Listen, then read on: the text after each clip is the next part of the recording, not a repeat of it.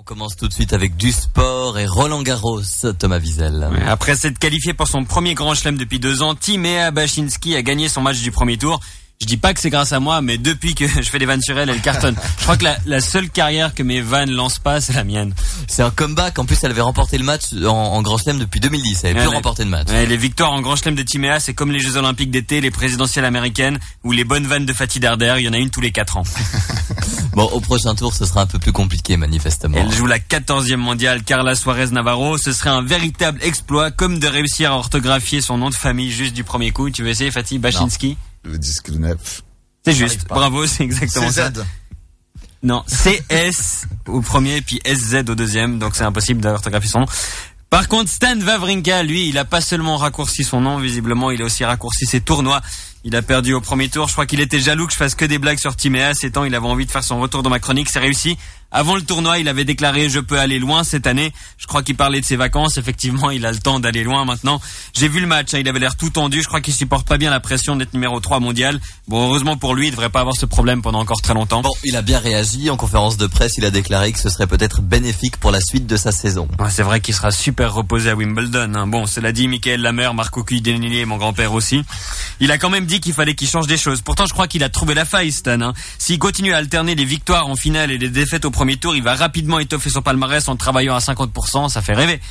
Bon, avant le tournoi, il a joué contre Cyril Hanouna. Il a perdu 2 matchs sur 3. Quand tu perds contre Hanouna, forcément, après, contre un joueur professionnel, ça va être compliqué. Ouais, et surtout que c'était Guillermo Garcia Lopez, un Espagnol. C'est toujours délicat sur terre battue. Guillermo Garcia Lopez. On dirait qu'ils ont inventé un Espagnol juste avant le match, quoi. Il fallait lui donner un nom ibérique. Ils hésitaient avec Fernando Ramos Sanchez, Diego Rivera Fernandez. Bon, on sait que Stan nous écoute parfois.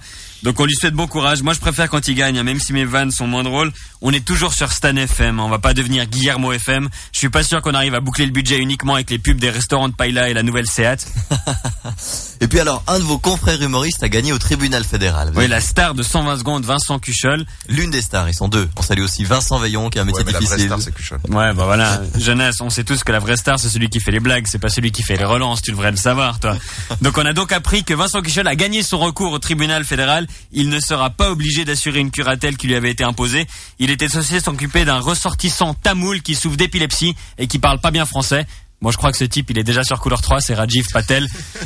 Bon, ça doit pas être facile d'être tamoul et épileptique, hein. T'imagines comme c'est galère pour se coller le point rouge sur le front? Bon, en tout cas, l'homme qui a déjà Gilles Surchat, Serge Jacquet et Vincent Veillon sous curatelle n'aura pas de pupille supplémentaire.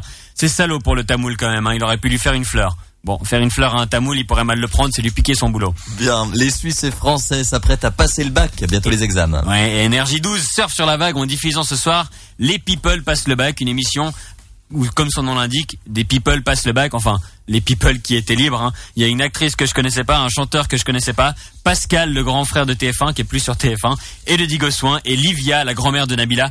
Alors les épreuves sont assez réalistes parce que pour la plupart, c'est vraiment la première fois qu'ils passent le bac. Bon, mais je suis pas sûr que ça va intéresser les spectateurs de Énergie 12 pour les toucher. Ils auraient mieux fait de créer les people arrêtent l'école à 14 ans.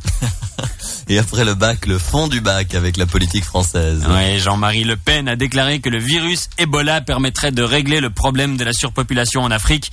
Tandis qu'en France, pour aider à régler le problème du racisme et des scores du FN, il faudrait une nouvelle canicule. Merci.